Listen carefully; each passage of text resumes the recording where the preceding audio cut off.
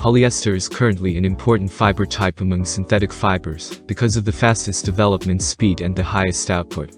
The production of polyester filament can be roughly divided into two steps: spinning and post-processing. Number 1. Spinning.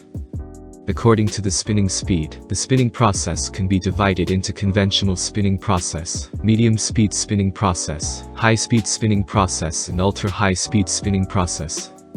We will use high-speed spinning, the most commonly used process route for the production of textured yarns, to illustrate the spinning process.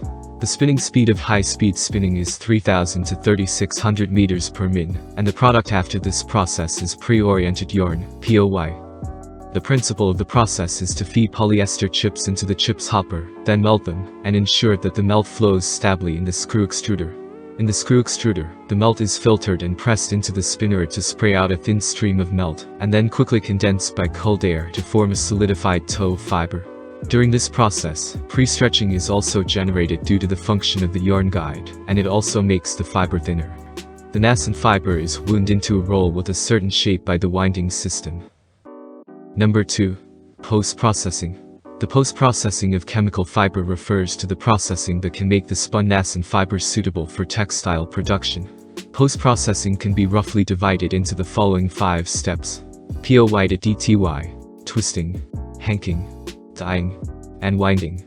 I will explain every step to you. POY to DTY. Combining the drawing and twisting process on the same machine, the produced yarn is called draw texturing yarn. Twisting.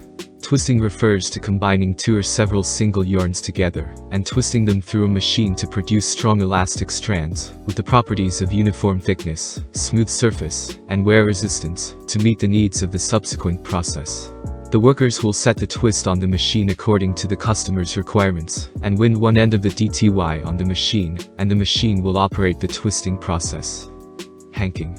The purpose of hanking is to loosen the twisted yarn so that the dye can penetrate into the yarn completely during the dyeing process. Workers will place the twisted product next to the machine and turn on the machine. During the process of hanking, workers will add some water appropriately to tighten the yarn a little bit. After hanking, the product becomes bread yarn. Then it will be packed, bagged, and then transported to our dyeing factory for dyeing. Dyeing. Before the mass dyeing, professional color staff will prepare the color formula according to the customer's sample and dye it with a dyeing machine. Then, they compare the dyed sample with the customer's sample under the specified lighting environment. After confirming that there is no color difference, mass dyeing will be carried out. Hank dyeing, dope dyeing, and cone dyeing are the 3 most commonly used dyeing methods. The dyeing method used in our factory is hank dyeing. Compared with other dyeing methods, hank dyeing has the characteristics of high color fastness and uniform dyeing. Our dyeing factory is equipped with dyeing tanks of different specifications, and the yarn dyeing weight ranges from 1.5 kilograms to 800 kilograms. Small dyeing tanks are generally used to dye sample yarns for customers.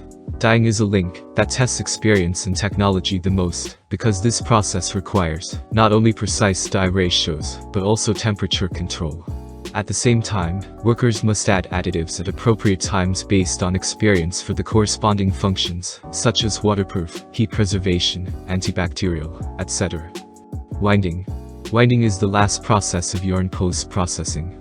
Its task is to process the hank yarn into the cone yarn, which is the product that our customer can directly use to produce the textile products. Before winding, workers will place the dyed bread yarn in a cool place and dry it with the wind. This process generally lasts 2 to 3 days. Then the workers put the dried colored bread yarn on a shelf, spread it out evenly, and cut off the surface yarn that has been exposed to air for a long time. When it's all done, workers will place it on the machine and turn on the machine to wind it. After winding, the cone yarn will be placed on a shelf, and after passing the inspection by the workers, it will be packed, stored, and sent out to our customers.